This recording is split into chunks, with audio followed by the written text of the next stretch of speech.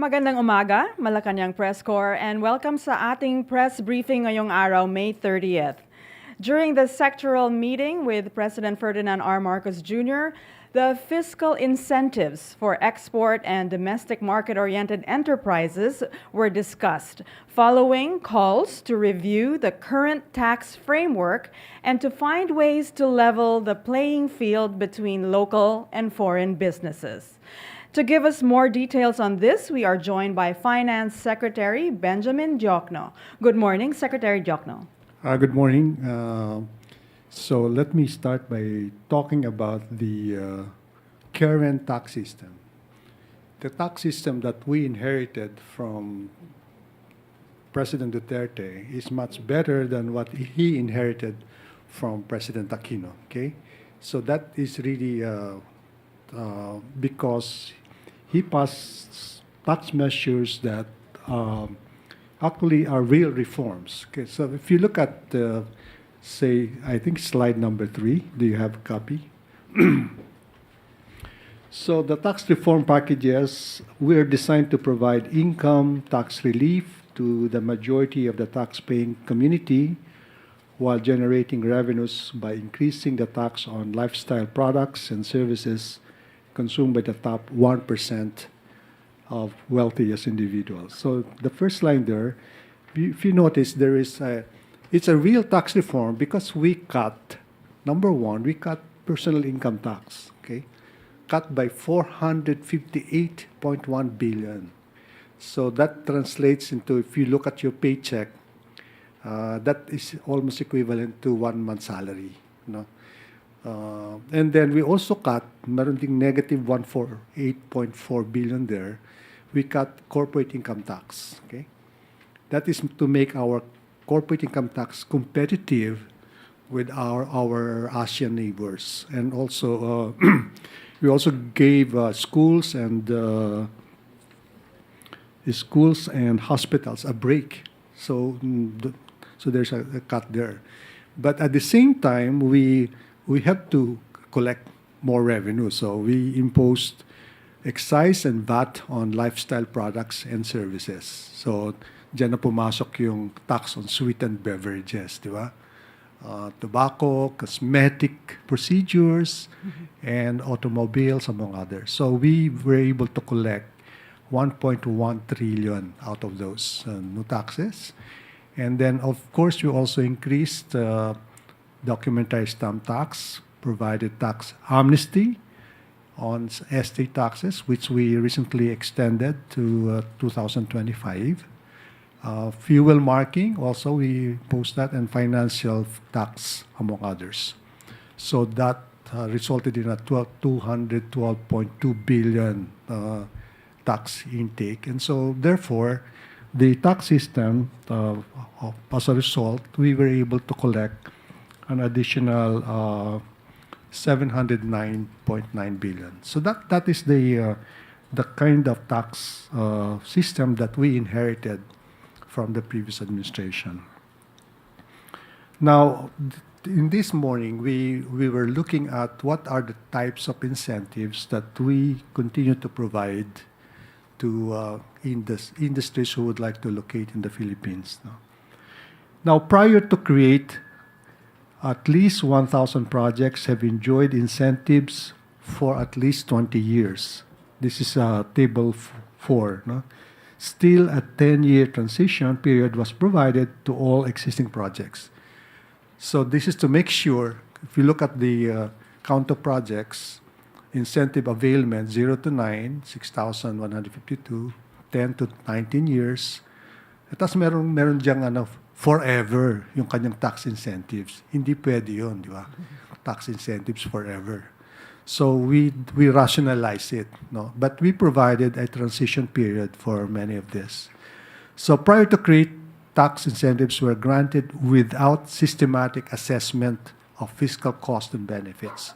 So there were a lot of EPSAs and other investment giving agencies that if you ask the government how much taxes are forgone as a result of this, nobody can give you an answer, no?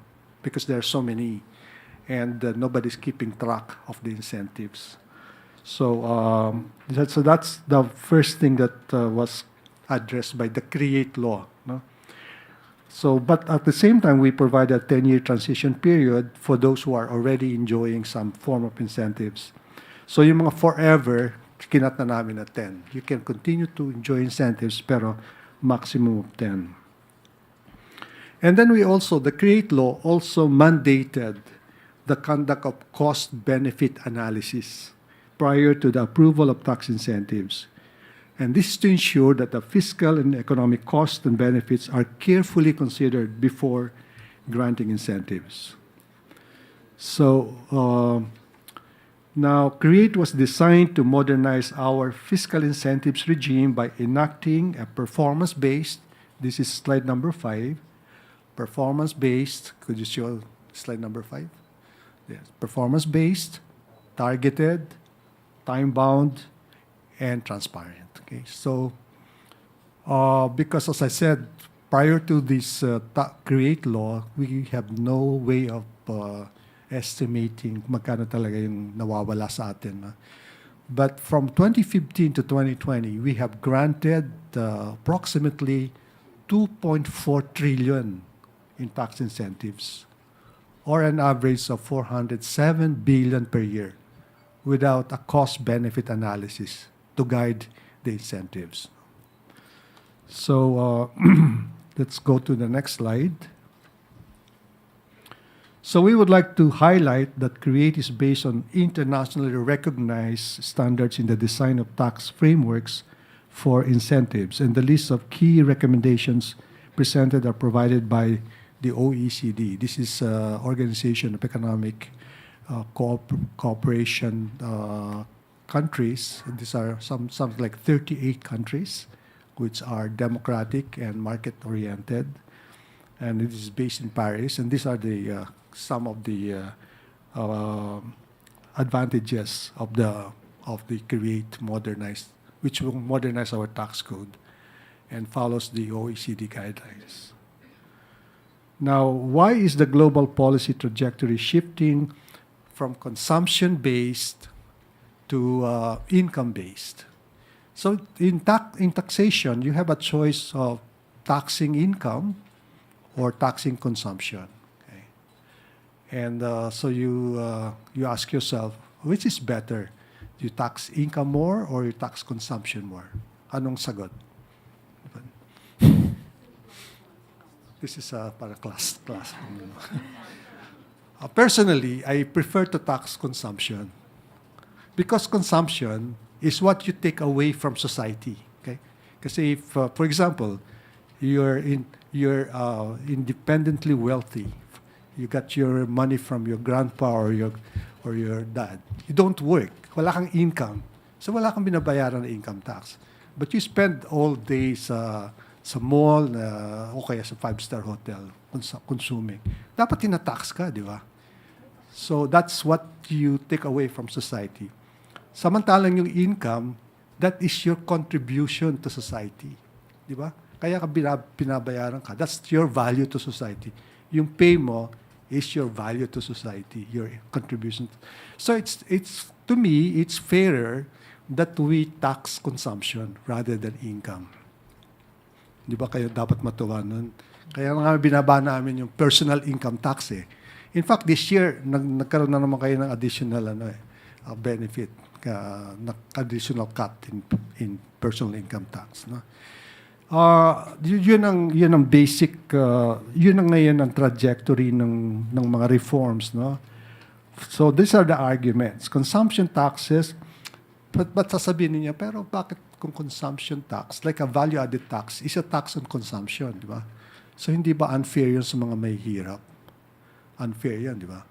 But our VAT system is pro-poor in the following sense. Food in its original state is VAT-free. So pag bumuli ka sa palengke, walang VAT doon eh. Okay? Even sa grocery, if you buy rice or meat in the grocery, walang VAT yun. Okay? So in the Philippines, our VAT system is food in its original state is VAT-free. In other countries, merong discrimination. For example, the VAT in general is 7%, pagka food, 4%. In our case, zero talaga. In fact, maski yung lechon manok is VAT-free. Do you notice that? VAT-free yun. Lechon manok is VAT-free. Yeah? You can check that, okay? Naging ano yan eh, nung nire-revise yung VAT, naglabi yung gumagawa ng lechon manok. So, naging freeze din siya, no?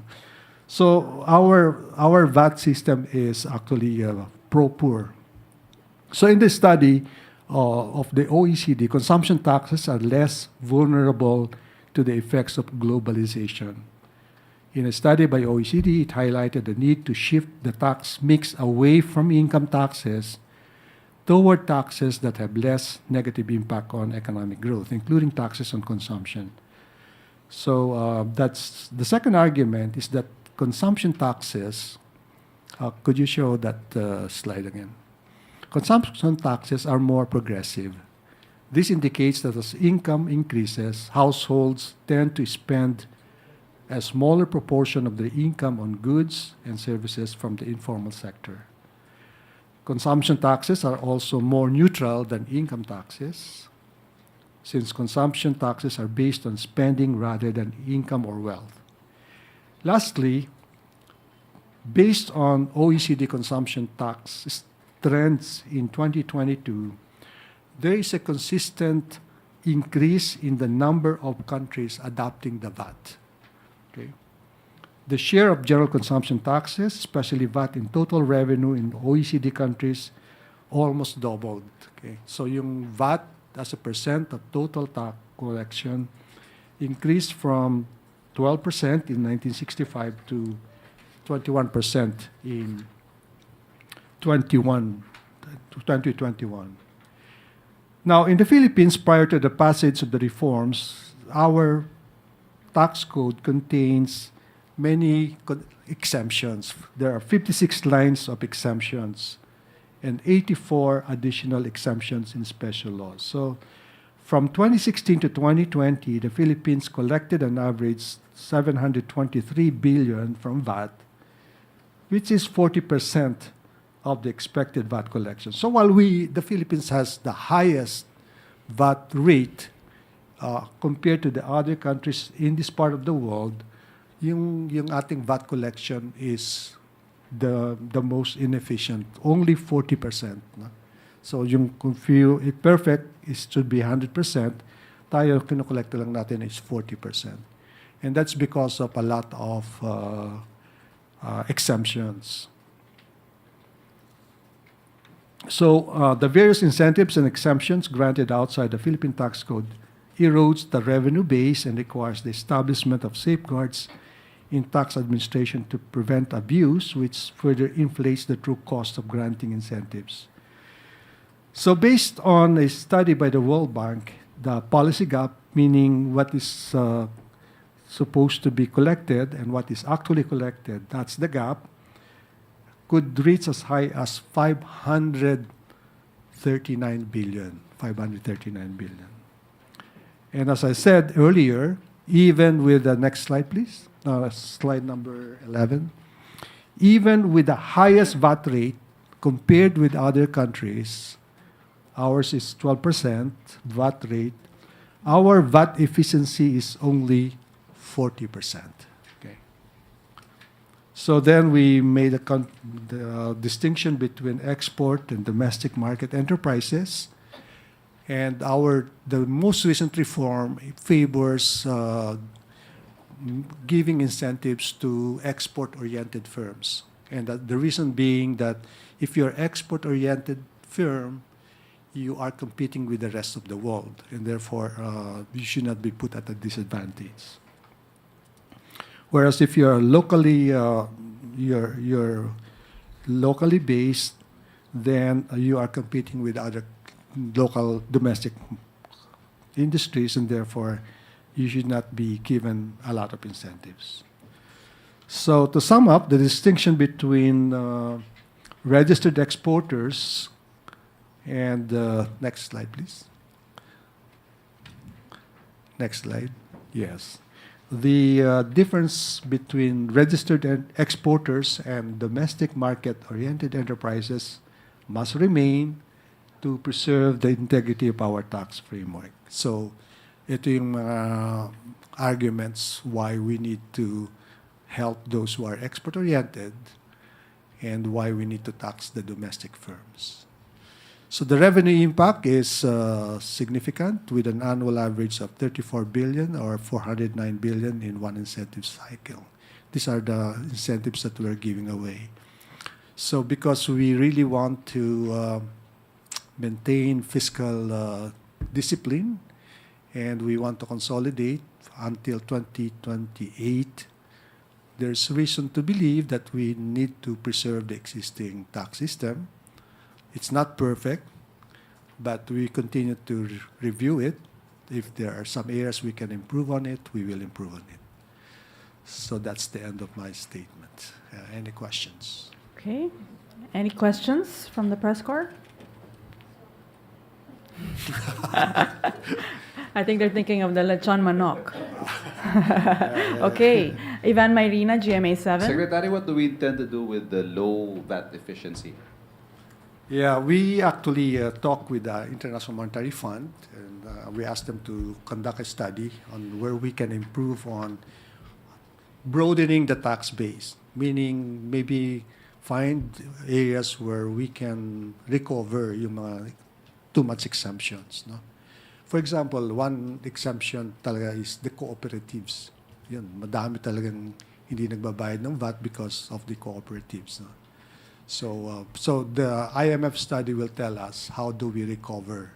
So kasi 0.4, that's really poor, di ba? Poor performance. But you know, the value-added tax is the best tax in the world. It's I think being imposed in 90% of the countries in the world. Okay, so it is in our interest to improve on the efficiency of the VAT. Okay. Okay. Eden Santos, Net 25. Opo. Secretary, medyo na-nosebleed daw po yung iba nating kasama. Sorry, but In layman's term lang po, paki-explain na lang po mabuti. Ano po? Yung ating existing po na tax system ngayon, you're planning to change it sana. Ano po ba yung nakikita ninyo from the DOF na maganda pong sistema ng pagbibigay ng tax incentives? Although sabi nyo may mga ilang kumpanya na po na merong forever na ini-enjoy na tax incentives pero kinat nyo na into 10. Ano po yung magandang design po o ng tax system na pwede sa Pilipinas na both are fair for the middle class and upper class, tsaka yung pinaka-lower class. And then, sino-sino po or ilan po yung mga kumpanyang sinasabi ninyo na nag-enjoy ng mahabang panahon ng kanilang forever na tax incentives? At paano po ito makatutulong sa revenue generation ng ating gobyerno? okay. Okay, let me admit that I'm the father of VAT in this country. Okay, ako nag-umpisa ng VAT. Kailan po? 1986 pa yung VAT, no? We adopted VAT in 1986. CORI yun, CORI. But we implemented it in 1988 because we need time to really study it from other countries. And so constantly we try to improve on it, no? Yung VAT. It replaced close to 100 different taxes, no? Napaka-complicated, hard to track. And so, I think it simplified the whole tax system. Ngayon ito namang incentives, because, di ba, I'm sure naririnig niyo yung mga EPSAs dyan, di ba? Export Processing Zone. That's usually used by countries to attract foreign investors. Kasi pag nag-locate ka sa EPSA, then you cut the bureaucracy. So, madali ang makakuha ng permit, ganun. The power is there, ganun. And then, madali mong ma-monitor yung mga importation ng mga inputs for the firms. Na. Ang kaso sa atin, naabuso yung concept na EPSA. Kasi alam nyo, may mga building sa Makati, EPSA di ba? Export Processing Zone sila, di ba? Category. So there are close to 100 export processing zones all over. So we have to put order, no? Kasi nga naabuso eh. And I said earlier, na it's really difficult to track how much taxes we are foregoing. So yun. So we changed it so that now, if you want to avail of incentives, you go through a body called now Fiscal Incentives Review Board, no? Which is an office under the Ministry of Finance, called Department of Finance, which I chair, and co-chair ko dyan si DTI Secretary Pascual. No? So, Finance, co-chair DTI, mga members niyan, DBM, NEDA, at saka Office of the President. So yan, if you want to apply for incentives, doon ka pupunta. If it's more than 2 billion worth of investment, 2 billion, may cut-off. So yung mga maliliit na investment, pupunta ka na lang sa EPSA. They will take care of that, or the Board of Investments. So yan ang bagong system ngayon. We have a better handle of the amount of money that we are giving away in terms of incentives. And usually, fixed din yung term. Kaya nga, nakalagay dun sa, it's transparent. Ito, you're entitled to income tax holiday, you're entitled to free importation of machineries, etc. May mga ganun. Okay. Joe Manahan. Hello. Sorry. Apo. Yung pong, so close to 100 po yung mga company na nag-enjoy ng No. before. More than 100. Thousands of firms they are located right now in many EPSAs, and there are new investments coming in. Yun, binire-review namin yan. No? So for example, if you are bringing in new technology, mas mahaba yung incentives na binibigay namin. Di ba? Pagka yung mga tawag na, some new companies, yun, binibigyan din namin ng incentives. Say 7 years of income tax holidays, mga free importation of machinery. But yung really innovative investments, mas mahabang incentives na. So we're expecting po kapag na isagawa na po natin yan, tataas yung mga presyo ng mga produkto nila. Example niyo po yung lechon manok, sabi niyo walang tax, walang VAT yun. Walang VAT. Actually, may VAT po yung pag nalipat na sa ang tawag doon yung hindi lang po masyadong alam dahil pinapatungan na rin ng presyo ng mga negosyante. Hindi VAT yun. Patong na lang nila yun. So, baka kinukolektahan nila kayo ng VAT pero hindi nila binabayad yung VAT. Sasabihin nila may VAT pero walang VAT ang lechon manok. Okay? Okay, Joe Banahan, ABS-CBN. Hello, sir. Hello po. Good morning po, sir. Sir, kanina po ba na-discuss ito sa cabinet meeting with the President and ano pong reaction niya?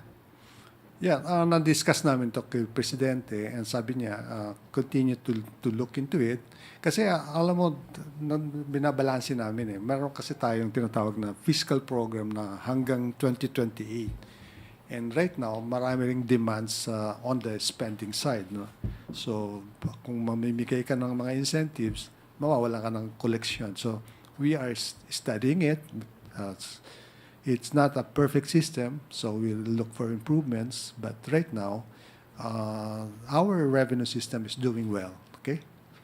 So sabi ko nga, yung namanan namin kay Presidente Duterte na tax system is much, much better than the tax system that he inherited from the previous administration. Okay. Sir, usapang tax pa rin. May nakita po yung BIR na parang tax deficiency sa PSE, around 189 million po. Mm-hmm. And gusto po ito i-challenge ng PSE. Mm-hmm. Any reaction po sa side ng DOF? Well, ginagawa lang naman ng BIR yung trabaho niya. That's really their job. And the customs ganun din. No? So we are putting pressure on both collecting agency. Meron kaming program, revenues nila for this year, next year, and hanggang 2020, 2028. So they're just doing their job. Okay. Okay. Any other questions? I think we're good. You have the slides to mull it over. Nosebleed ba? Nosebleed. Thank you very much, Malacañang Press Corps, and thank you, Secretary Diokno.